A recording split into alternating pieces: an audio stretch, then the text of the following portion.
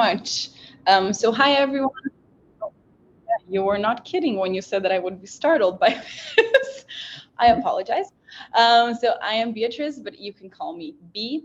I am Brazilian, and I today live in close to São Paulo, but in the state of São Paulo. And today I'm leading up the people experience team at Sinch. And Sinch is a Swedish company that is growing globally and very focused on the cloud communication platform as a service market. And then we're also present in over 60 countries, and that is how I got to meet Stacy, who very kindly invited me to moderate the session.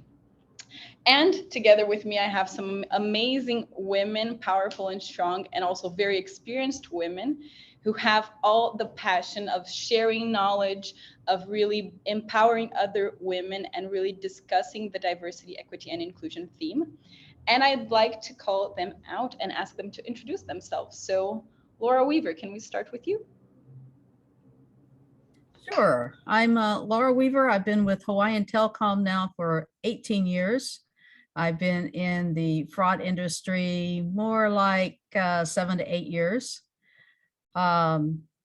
We are part of what's called Cincinnati Bell, but now it's called Alta Fiber. So we actually have Hawaii and our partners in Ohio. So that's the basis of mine. Thanks, Laura. Let's go to Laura De La Fey. Hi, everyone. My name is Laura De La Fey. I am a senior product manager at TextNow. I've been here for a little over a year, and I've been in the fraud space for the past 5 years, previously in fintech and now in telecom. So really excited to be here. Thank you. Stacy? I am Stacy Graham. I also work at Sinch. Through acquisition activity, I've been at the company for 17 years, working in fraud for almost 15. So I feel old, as everybody else will give their time on the panel. And I currently serve as the COO for the CFCA. So I'm very thankful for everybody agreeing to participate in this panel today. Thank you, Stacy. Jaime? Hi, everyone. I'm Jaime Zetterstrom, and I'm the Vice President of Product at Somos. I've been with Somos for about 1.5 years, and before that, I was with a telecom aggregator for about 22 years. So I'm with you, Stacy, on that. And before that, I was with a carrier, and I've been in the fraud space for about 15 years.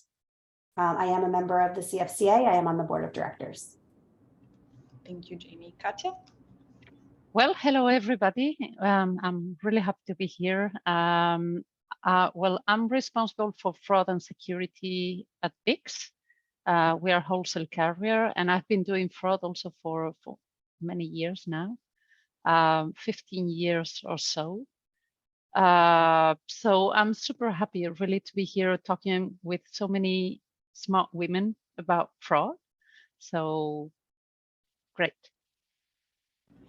Very good. Thank you, everyone, for your introductions. When we were discussing previously to the panel how we would decide our dialogue today and the things we were going to discuss, many of you during your introduction shared with me that you either were the only women in the class or that you were mostly outnumbered by men in your classroom. So I was very curious, and maybe the audience is also curious to understand and to hear from you. Why did you get into the telecommunication area? And if during your experience or still today, if you see and experience the impact of gender bias in the workplace, because it's a mostly male-dominated environment, as you have mentioned. And I'd like to invite Laura De La Fey to start off this question. Yeah, sure. I definitely came into telecom by chance. I've been focused on fraud for quite some time, as well as like preventing it, developing identity systems, things like that. And I actually got into telecom because of TextNow, my current employer. I loved the company. I really believed in its mission, and I really wanted to make it a better product. And so that's how I got into telecom. Definitely, I'm the only woman on the trust and safety team. I am one of two in the product space in general. There's not a lot of us here for sure. So thankfully, in this space, I don't, in TextNow specifically, I don't feel a lot of that active bias or anything like that. Obviously, unfortunately, there's always going to be things like microaggressions that people might not realize are, hey, maybe, you know, you don't say guys when it's like this mixed group of people and there's like, hi, I'm here. You met, you know, there's 12 other men here. But definitely nothing targeted or you know, trying to actively be misogynistic, which is really nice. It hasn't always been the experience in my life, but I'm glad for sure that it's not that way here. Yeah, I think having an inclusive culture and an inclusive environment is really fundamental for you to feel comfortable in being your authentic self in your workplace, and so that you don't feel that you're being categorized or judged just because of your gender or a specific trait that you have. So good to hear that you're not currently experiencing that, Laura. How about you, Jamie? What are your thoughts on, and how did you get into the telecommunication world? Thank you. Yeah, so telecommunications solely happened because I graduated college with a joint degree in economics and computer science. And the year that I graduated was the year before the telecom boom. So every company that was hiring and were accepting resumes via fax were all telecom companies. And I walked in to be greeted by a woman, and instantly I was either going to be customer service in telecom or I was going to be sales in telecom.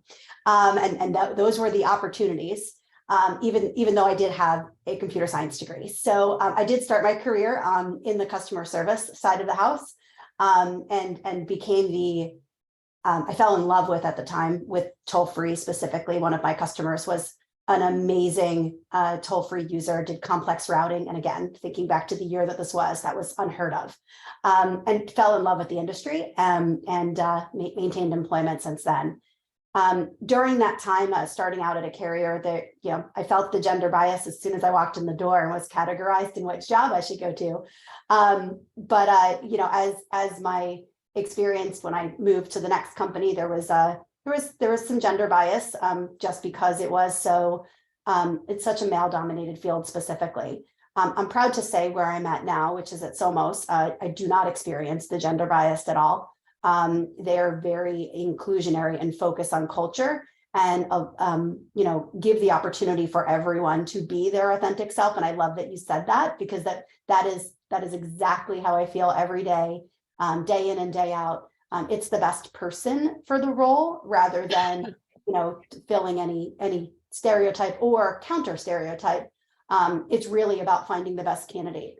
The culture is phenomenal, and I'm so happy that I'm a part of the Somos family and get to represent them on this panel. So thank you. Great, and I think that is very interesting, and it's quite scary when you're starting out your career and someone or lots of someone's just puts you in a box, and you kind of want to explore other things. So, and I'm glad that you could find yourself happy also and discover this new potential in an area that at first people didn't envision you in it. So I think that is a strength, that it's very hard when we're starting your careers to already have that. And that's why I think it's important when we have inspiration and representation also to hear other stories. So I'm sure your story inspired other women to join the industry. Laura Weaver, what are your thoughts? Well, I actually came in through the IT department into Hawaiian Tel, and I actually was part of a CLEC prior on the help desk. I was managing that. But as I got into Hawaiian Telcom, then it became more projects that kind of moved me into certain groups. And then it was actually because the person left previously that we took over the fraud. And my boss at the time was one that liked to have his toes in a little bit of everything in the business. And his idea was that fraud only takes an hour or two a day anyway. So that combined it with a lot of other items. Currently, I'm in a financial group because that's where it fell with Cincinnati Bell. And obviously it takes a lot more than a couple hours a day, but it was definitely a learning process, most of it on my own. And I will tell you, if it wasn't for CFCA, I would be lost. I've attended every known session I can get onto, and the knowledge that is there is just unbelievable. And the willingness to help is there, and that's very important. Yeah, and you're right. There's not very many people, even in the IT world, when we look at females, that's not in a role, as Jamie's talking about, some kind of service, software programming. I came in more hardware troubleshooting, and I did attend classes. I will not tell you how long ago, Stacy, you're very young, that I was the only person. And if I called in for help, I first had to explain that I knew what I was talking about, so that they would not tell me which side of the mouse button to press, left or right. I did have to qualify myself. And that was simply because I was a woman calling in. Yeah, there's that weight of having to work 10 times harder, explain your rationale, and kind of defend yourself. And I think that kind of starts creating a shield in women. Automatically, we have this need sometimes to defend ourselves because we're being questioned constantly. So it's good that you found also a safe space to develop and to really be vulnerable, because we are allowed to be vulnerable as well. And that is a strength, to be able to understand your development areas and ask for help. So great to hear your story. How about you, Katia? Well, a little bit like Laura, I started from the technical side, but just because I have been studying engineering computer science. So, I mean, that's where I started. And I had a life before telecommunications in the supply chain industry, which is, wow, that's very, very male dominated industry. I left it because it was, well, too much of a male-ish environment, and landed in the telco space just by a little bit by chance, because I knew somebody that knew there was an open position. So I thought, well, let's give it a try. Company in Belgium, and I have to say that I consider myself very lucky to be working at BICS in Belgium, because it's a very, very diverse environment, culturally, from the religious point of view, from the gender point of view. And I very rarely see even unconscious bias due to my gender. But I'm working with a very international company. We work with almost virtually any country in the world. And as soon as we leave the very protected environment of Belgium, well, sometimes it's, well, it's surprising how you need to become much more assertive. So you already get into, you act, it's not your true self. You need to become a little bit more assertive, aggressive to make you hear. And it's quite tiring, actually, because you're playing a role, and it's a pity. I see the difference once you start talking, like Laura was saying. Once you show that you know what you're talking about, then in most cases you're heard.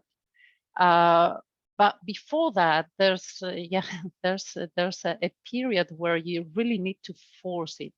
And yeah, it's not always easy. No, and I think our brains are also a little cruel in that sense. So it does take about 7 seconds for a person to create their whole image and perception about you. So it can be in a gender specific bias, but there are several other types of bias.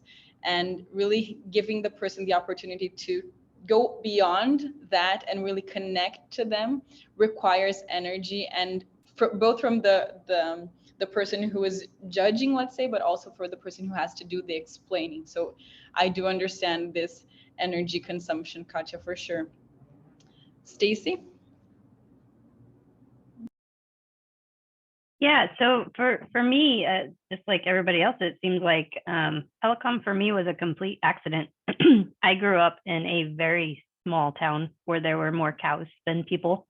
I was very involved in agriculture.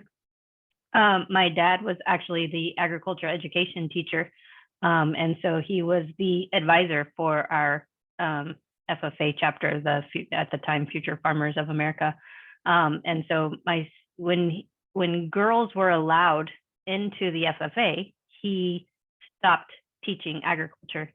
And so my senior year in high school, I was a state FFA officer. And so it was always my joke to go around and say, oh, my dad stopped teaching when they let girls into the FFA. But he would tell you that the reason was he knew that at the time that was the only thing that was left that boys had that was their own, and girls were going to take it over.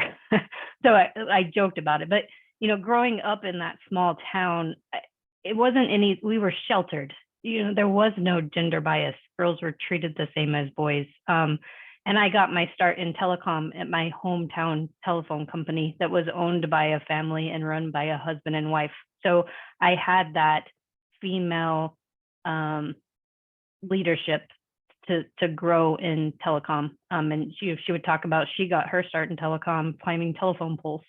And then I've been blessed in my career, like Katia. I've always been in a company where there was that, I felt like there was that female leadership that pushed me and allowed me to grow, and the male leadership that believed in me and allowed me to grow. But then as you grow in your career and you start to go to conferences and you start to do more, you show up and you might, I can name 2 or 3 times that Jamie and I were the only females that were there at the conference. And so then you start to experience this difference of how it is a male dominated and how you do get so overpowered.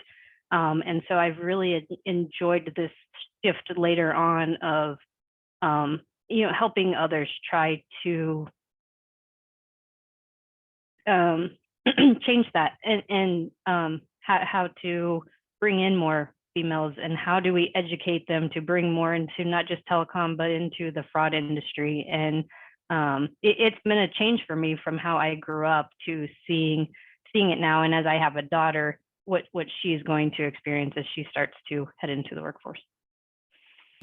Yeah, that is a great way for us to finish this sort of icebreaker, that when we get to know all of you a little bit better, and connecting a bit to what we're discussing about the bias, I'm going to shift a little bit towards the theme of this year for International Women's Day. So the theme of this year is Embrace Equity. And we've been talking a lot about equality in the past years, but there is quite a big difference between the word equity and the word equality. And when we're talking about equity, it's really about creating an inclusive world. And it's really about everyone, no matter your gender, being responsible and being active and being able to influence their circles of influence, let's say. So it's not a woman's priority, it's everyone's priority. And when we talk about the difference between equality and equity, the theme of this year is because equality is not enough. So giving equal opportunities is not enough, because people start from different places. And when we look into equity, it's really about looking into the person's background and offering them what they need as individuals to succeed. So I think that is something that it was very powerful with the message for this year's celebration of International Women's Day of 2023. And I'd like to ask you, Laura Weaver, what does equity in the workplace mean for you? And what are some of the movements that you've seen that have been promoting this gender equity?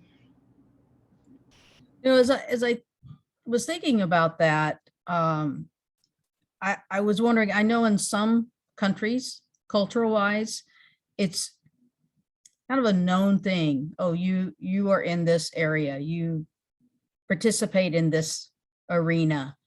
But I wonder too, when we open that up and we want to include, have we done enough with the younger groups to say, hey, you can be part of this? Or are we still in that idea of, well, that's still over here on this side, even though we've opened it up? So I started thinking, where is the breakdown? You know, is it a breakdown? There's a little saying that came along with the design thinking and some leadership.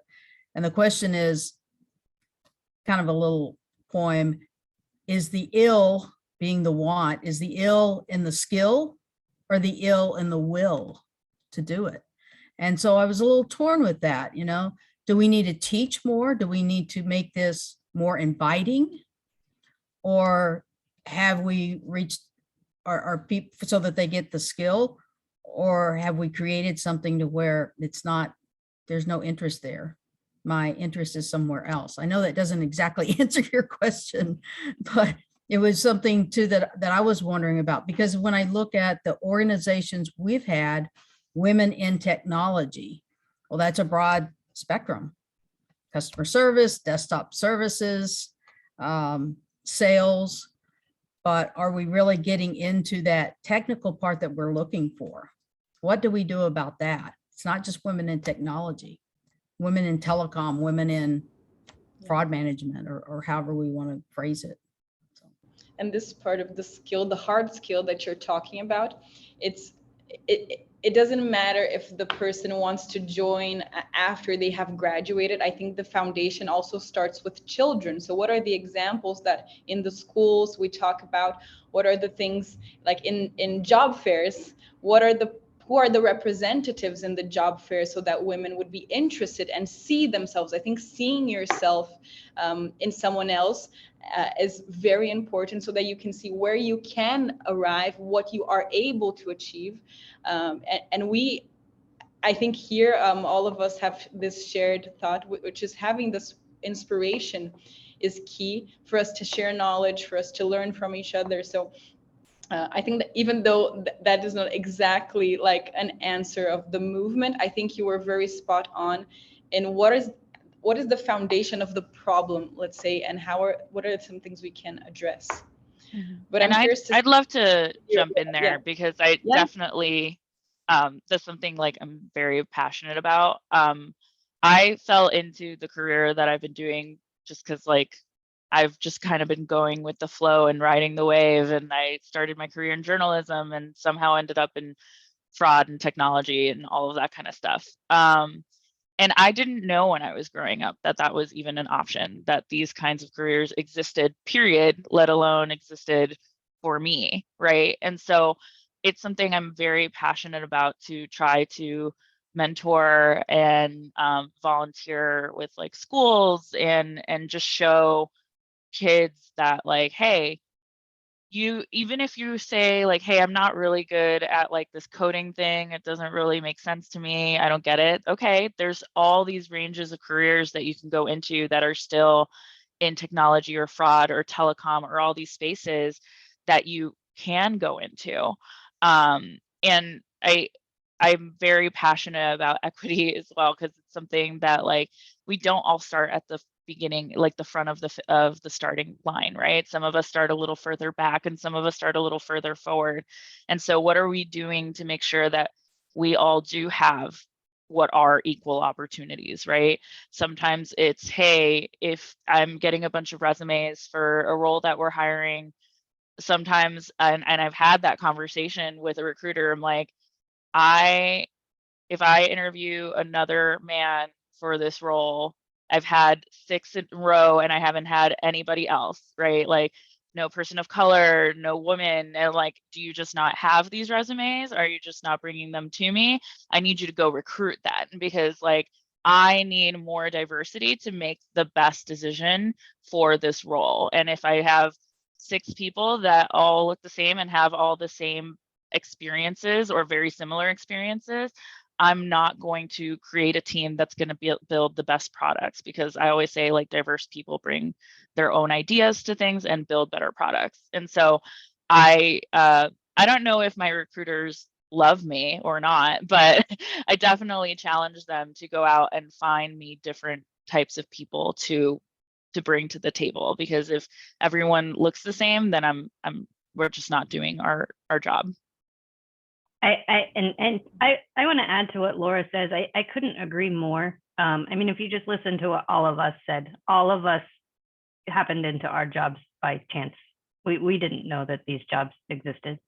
I usually go to the local schools and speak at career days, and the kids have no idea that these jobs exist, or mentor with, you know, the programs that they have for mentorship programs, you know, to help the kids. And I know several of you do on the panel. The kids don't know what they don't know, and we won't have, you know, the next generations in telecommunications will have the same problems that we had if we're not guiding them to even know that the jobs existed no different than we did. So I agree 100% with what Laura said.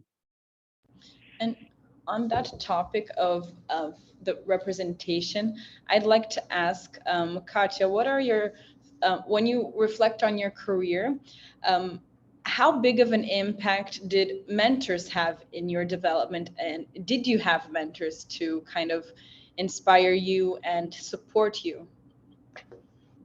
Before getting into that, I was muted, and I wanted to add something to what Sorry, go ahead. Stacy was saying. So I think, and back to what Laura was mentioning also, the problem that we all have now, or most of us have now with recruitment processes, is that we tend, I think quite naturally, to rather trust actual experience than potential.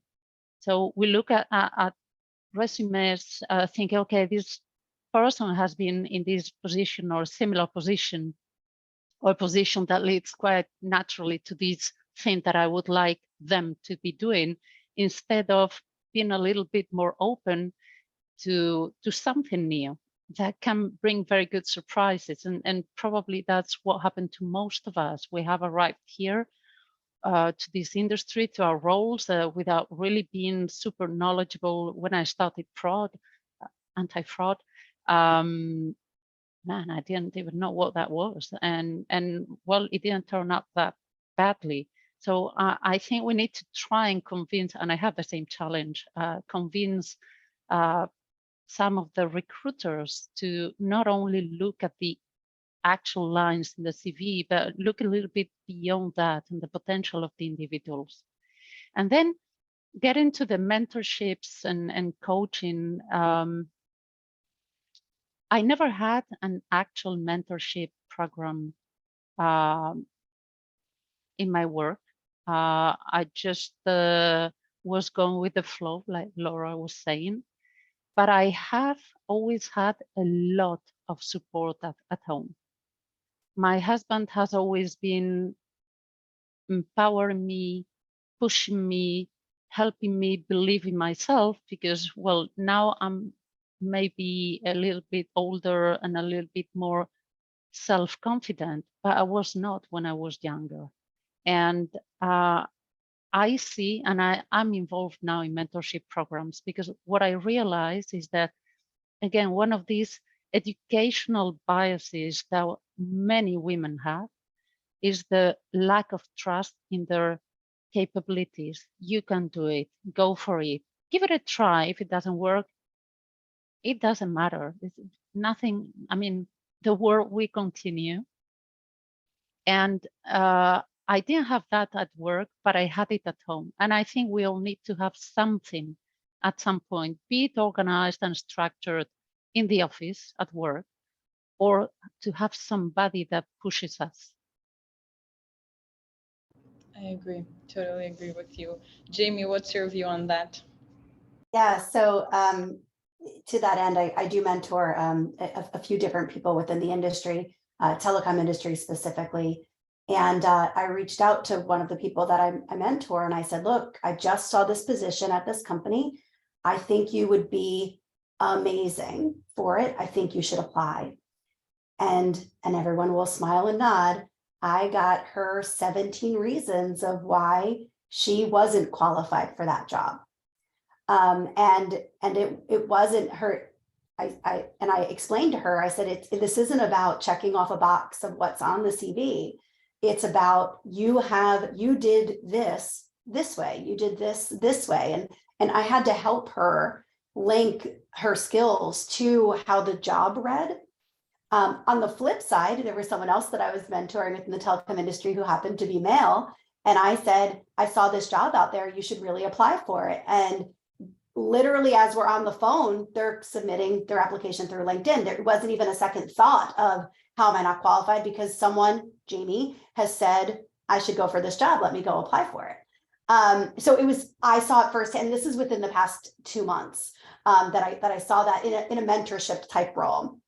And then from my own mentorship, up until about 5 years ago, I didn't have a female mentor, but I did find mentors that I could look up to as far as like how they knew everything about this, or how they were respected in this industry for this. And I really latched on and held on. And about 5 years ago, there was a woman that I was within the company I was at, and I was completely impressed with her. And I got the courage, and again, so what Katia said, I'm a little more self-confident now to reach out and say, would you be willing to be my mentor? Like, could I set up a monthly meeting and you and I just talk, and let me find out more about like this path and how you got to where you are and what other things I could be doing, and maybe some coaching. And, she immediately responded and said, absolutely. And we did this kind of mentorship for like 2 years, and it really shaped how I work with other people within the industry to help them kind of grow and be challenged. But if I didn't take that risk, I don't know if I would have had that female mentor. And what I express to everyone that's in the industry is, think about your influence outside of the company you're currently at. If there's someone out there that you see that spark, or you see something interesting in them, or, they might not feel that they're bigger than they are, or could be bigger than they are. And it could be from one conversation. It could be one conversation a month for a year. And you completely change the trajectory of that person's career by your influence. So don't take yourself for granted either. Believing in people, especially in the corporate world. And I'm glad, Katia, that you mentioned your husband, because I always talk about my amazing husband, who's also my biggest cheerleader. And you can be an influence into someone's world. And some of us might not even know that we have been, right? There's so much out there. So I guess to that end, mentors, you can find them in interesting places. I've sought out mentors. I've clung to people. I've let them know, like, I want to know what you know. And then there's also investment in peers. So mentor doesn't always mean they have a higher position than you and that influences you. It could be someone I learn from Stacy every day. I think collaboration and working with people allow you to grow yourself also. So I guess the point of my whole thing is mentors are really important, and think less about within your organization or within the same role, and think about how you as an individual can help those that are coming through the ranks now. That's great, Jaime. I think you ended on a very important note, which is we sometimes inspire people on things that we don't value on ourselves, but people see us and perceives us sometimes as strong in that field. So being aware that this dialogue can really enrich you and that person, I think it's very interesting. People are very interesting in general. So I think that was a great story to share. And based on so you talked about your husbands a little bit, both Jaime and Katia. For you, Laura Weaver, how can we invite men into the dialogue? So we have a few men here in the session watching us today. So how do we make this dialogue and create this bridge so that everyone strives and drives equity, equality, and that we can see actual change? I've always thought too, within companies, that a lot of this starts well above some of us in the structure. I know the companies that I've been in where there's been specific leadership training, those things have, as far as equity, have blurred the lines of that. quite a bit. I think I have had good luck, even though I was the only person sometimes in the class.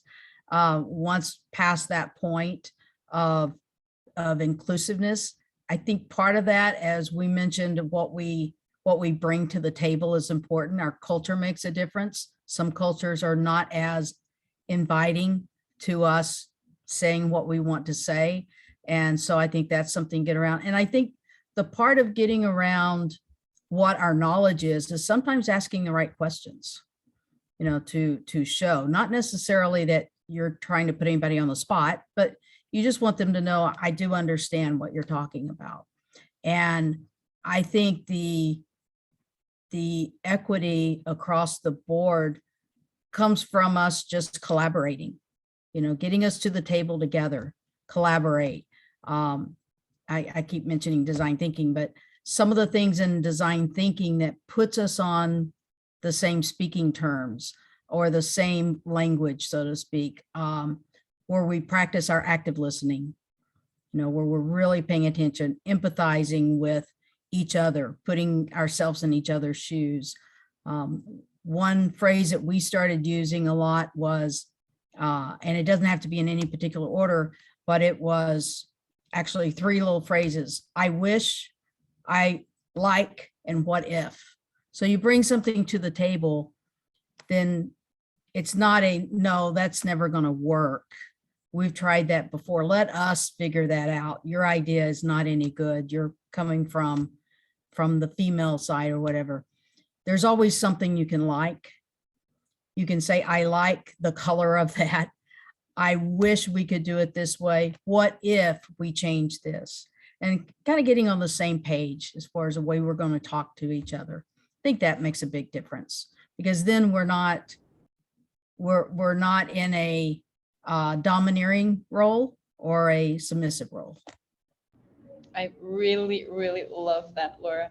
It's so important for us to know that we are allowed to make mistakes also. I think we don't need to have all the answers. We can test, learn with, and then fail and learn and improve. So I think that's what helps us grow. So I think I'm going to adopt those 3 sentences for sure. Laura De La Fay, do you have thoughts on that as well? Yeah, and I think just piggybacking off what both of you said, of making sure the men in your life and in your circle know that it's okay, that it's a safe space, that, hey, you might not use the right words all the time, or you might say something that's like, oh, okay, well, we don't say that anymore, or why don't we try doing this instead? That it's okay, right? We all make mistakes. We all are learning, that it's okay to learn as long as you're willing to learn, right? And like, it's not going to be, oh, I said the wrong thing, or I did this thing and now everyone hates me, so why do I even try? It's like, no, we're all here to learn and get better together. And if we create that safe space where people feel okay to like mess up and fix it, then we create more allies instead of folks that are, combating the change or combating us from growing. Yeah. How about you, Stacy? What do you think? Yeah. So for me, I think one of the most important mindsets that I've had to get to is that the person is more than the job, and understanding their personality and who they are and their background helps you understand them. And maybe the way that they say things is just who they are. And you don't have to take it personally sometimes. And also, I agree completely with what Laura says of putting yourself in their shoes. I do KYC. I know what my role is. And when my sales team calls me the sales prevention unit, that could hurt my feelings. It has in the past, but I also know that I make their job hard. I can put myself on the other side, and I know that I make their life hard. So you know, to be able to stop and see that other side and know who they are, and know that it goes beyond the job, and to know that person. It doesn't need to always be taken personally, that it, you know, it goes beyond the job. So that's one of the things that I've really had to come to terms with a lot over the years. And connecting to that thought that you brought, Stacy, you've all been in the industry and working with fraud for quite some time now, and the scenario has changed a lot. So today we have several different types of channels. We are able on a global scale to change things very quickly, to disseminate messages in a much faster way. And as you were talking about, Stacy, this impacts on sales and what we can bring into to the companies in terms of clients. So I imagine that with this scalability that you've seen throughout the years, that there have been some behaviors that you felt the need to develop and to adapt in order to push back and in order to really give the best decisions to the business and orient them in a more ethical way, let's say. Is that something that you feel, and do you have some examples of skills, Stacy, that you've had to adapt in this new world with telecoms? Yeah, absolutely. And I mean, I was telling somebody the other day, I feel sometimes I go too far. Like I catch myself knowing that I've put up too much of a wall or too much of a shell, and I need to go backwards and be softer. You know, and sometimes I'm really busy and I give too short of answers, and I have to remind myself.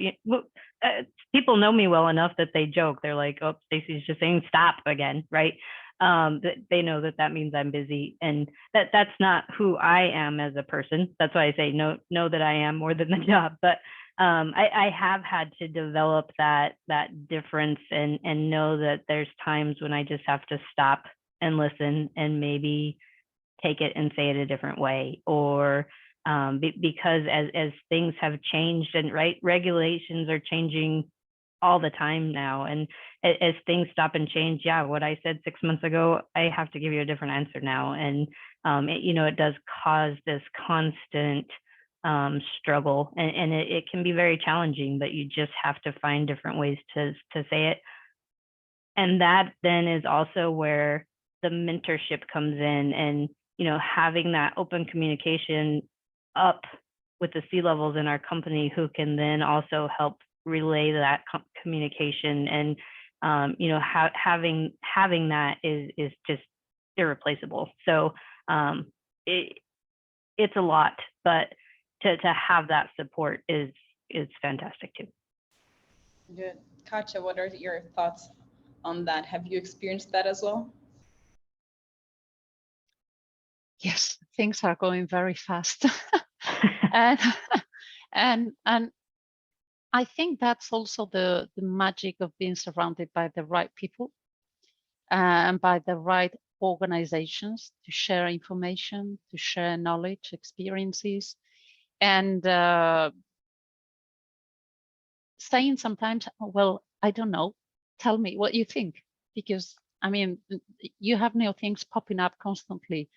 Regulations, as Stacy's saying, new ways of running the attacks that you never thought of, and then all of a sudden it happens. And I think that's again the magic of talking to people, meeting people, knowing people, being part of organizations like CFCA, where you create a trustful environment where you can share and learn and say, guys, look, I saw this and I don't know how to handle it. Don't know what happened. So, and that kind of gets also a little bit intertwined with what we talked about, the capabilities of people's. So it's not about what is written in resumes, because things change too fast. You need to trust more on the individuals, on the capacities, the potential they have, because what is today will not be tomorrow. Yeah, that is crazy environment. Do you have thoughts on that, Laura Weaver? I agree. We're in it used to be the technology, but I think now with all the changes, as Stacy and Katia was mentioning, we used to say technology of the decade is now technology of the hour, and things are changing so quickly in our realm. I believe a lot of the federal laws that are coming behind this is actually giving some more meat to fraud, because I think it's been on the back burner a lot. And it's been the bottom line, how much is it costing us? But to really understand, this is getting moved to the front. These problems are coming up in the front, and why they're coming up, and why that call that goes for revenue sharing is so important now. So I do believe that it's a constant change, and we do have to look. No one person's going to know all the answers. And back to what Laura was saying with a diverse team, that's what I looked at with my team with IT, because I didn't need 5 people that knew how to do the same thing. I needed a team that knew how to do different things.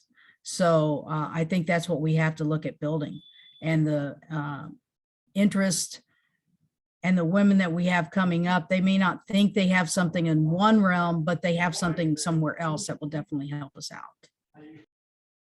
Yeah, and then building this network of collaboration and really knowledge, and expanding that, because then you can grow and impact even more people. I think that's very good. There was also, if we shift a little bit our dialogue into the women in leadership spectrum, there was a story written in 2021 by Asia Pacific Economic Cooperation. Apologize for my pronunciation. And they really promoted that barriers should be removed through policies and strategies, with the strive of promoting women leadership. What are your thoughts on that? Do you believe that this is a good way forward to have more structured policy removing background? What are your thoughts, Jaime? So I read that story in detail.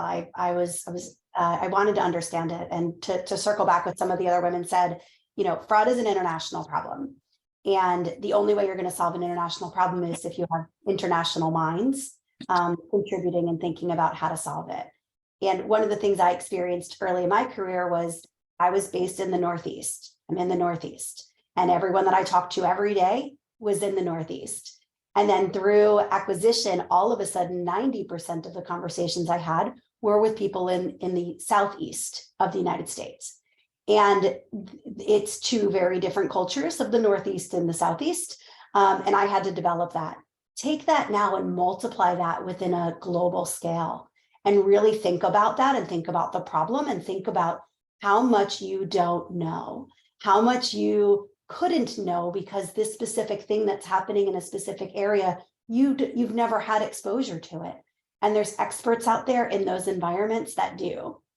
So having that passion and having that personal experience, when I read that story, I had the knee-jerk reaction of, well, we shouldn't need policies and strategies in order to promote women in leadership. You shouldn't need to have a policy. You shouldn't need to have a very specific strategy that elevates a woman over someone else. It should be more about an environment that allows people to be their authentic selves, to be able to show their complete self and all of their skills, whether it's relevant in the job they have or the job they could do. And the leaders should be able to emanate themselves. They should be able to rise to the top. Now, that's in an environment with a positive culture. Right. And that's why this study was so interesting, because if the culture isn't there, then the culture doesn't allow that to happen. Whether you're a woman, a person of color, the culture won't allow. So I read the story and I said, rather than thinking about promoting women in leadership, shouldn't those policies and strategies be more around creating an inclusive culture so that natural leaders can boil to the top? And so I thought the story was really interesting, but through the lens, I believe that the policies and the strategies maybe should focus more on the culture to allow the natural leaders to rise. Yeah, I think that's a great counterpoint, that you have also a strong enough culture so that people feel that you're walking the talk, also. So I think that is the challenge. When you have a brilliant description, a very inspiring statement, but you don't see things actually happening, it destroys the basis. So I agree with you that if we don't have the culture as a basis, creating policies to achieve something can constantly be questioned and constantly be overwhelmed by other things. What are your thoughts, Laura De La Fey? What is your line of thinking when you saw or when you read the story? Yeah, I think it's both. So I think what you said, Jamie, totally makes sense, and I agree. But I also think, going back to what we were saying earlier, right?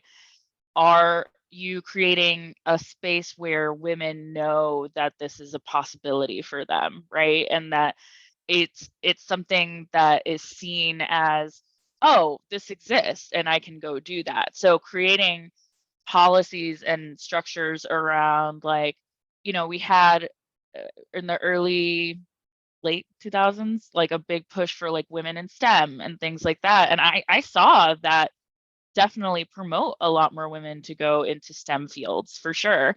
Maybe not as much as we all wanted to, right? And I think there's still a big push in that, right? But things like that are necessary to show, like, yes, we have this inclusive culture, but it's for everyone, not just these people. Because if all you're seeing is, men at the top, or people who look a certain way at the top of this leadership chain, then you're thinking, okay, but it's not for me. Even if they're all talking about like inclusivity and going back to that conversation about equity, right?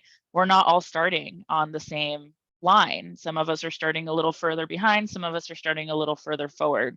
So I think it is like a mix of these policies that would kind of benefit this gender equality a little bit more, but also policies that would promote this inclusive environment.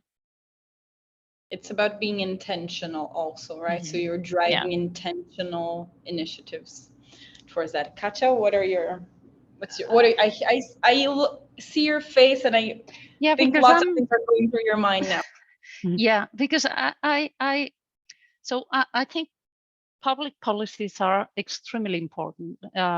Maybe not in well-developed countries, but certainly they are. And I also believe they are important even in the Northern Hemisphere. But in other geographies, I think they are crucial. And then I was maybe, yeah, sometimes I do funny faces because I was thinking of quotas. And I know it's a very complicated topic. Quotas, yes, no. Well, we want to have people that deserve to be in a position, not just to have them to be a number and to represent the diversity in whichever process. But and then I was thinking, like, to force the change in for some things where we for some situations where we see it's a struggle to get diversity. I'm not even talking only about gender diversity here, but when we see there's a real struggle to change that culture, because it comes, we said in the beginning, it's a matter of education. So it takes several generations to really change the culture. So the only way maybe to force a shift and to again, to force is not a very nice word when we are talking about diversity and these things, but maybe the quotas. And I really wouldn't like to be in a position thinking that I'm just there because of the quota. And that can be really even unfair to the individual that is promoted, because then how unsure you can feel. Is it your worth, or is it the quota that took you there? And I was thinking, is it a good thing or is it not a good thing? And I haven't got my mind around it. I have no, I'm just wondering. Yeah. It's complex. And I think, giving a perspective from Brazil, and I am a very, very privileged person, and I had the opportunity to learn English since I was little, which is a very low percentage of our country who has access to that. And here in Brazil, we do have several different types of quotas, especially racial quotas, and they are needed in our scenario because we are such an unequal country, and we need to invest so much more in education, and that requires a long-term commitment, which we hadn't had the investment to do, and a priority as well. So the quotas are sometimes the only way that a person can start their education or their careers, and we do have affirmative actions and initiatives here as well. So, but that opens up a completely new world of conversation, and we could keep going for hours on this topic. Yeah.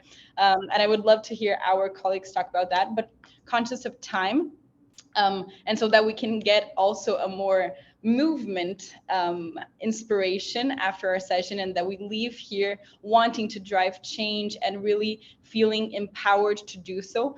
I would like to ask each of our panelists, and you who are watching us as well in the chat, you are more than welcome to answer this question as well, is what will you do, and one thing that you will focus on to make sure that we are going to start this movement. So if you could summarize in one word or in one sentence, what do you commit to do differently in 2023 to create a more equal or equitable environment? Let's start with you, Laura Weaver.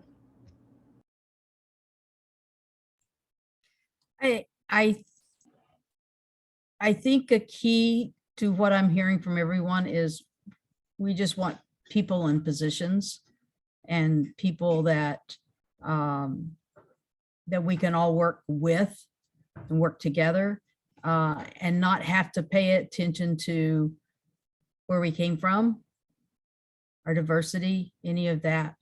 I think having an open mind and working with my colleagues in those aspects is very important. And I think talking with the younger groups, schools, about what there is instead of just the boxes that they have is a big part of this. And I think also encouraging people to get on CFCA that are in this field is For tremendous. I mean, I don't think sure. I have ever seen anything that was specific to fraud and what we do on anyone's list in the HR specifically for those positions. I think we all took the positions because it was there. Happened. Mm-hmm. Yeah. It opened up, and maybe we are in the positions because it was, we'll give it to this person because nobody else wants it. Maybe that's how we ended up here. Who knows? But we can change that now, and we can make this a real career path in a sense. Because I think that's going to be a key to it as we move forward and we see more and more lines coming on. I don't think anyone will be able to top that off, Laura. I think you brilliantly kind of summed up the objective of the session. So thank you for this amazing summary. So I would like to thank everyone for joining, thank our amazing speakers today for their time. And if you have any questions or comments, please leave them in the chat and we can address them. Okay, so we're going to wrap up. Thank you so much, everybody. Ladies, I'm completely and utterly inspired by you all. I'm actually really proud to know you all. I'm proud of you. And I smiled that whole session. Thank you so much for your time today. And we hope to catch up with you all again soon. Thank you, B, for moderating. Thank you for the invitation. Thank you. Take care, everybody. Thank you. Have a good day. Great meeting you. Bye-bye. Thank you.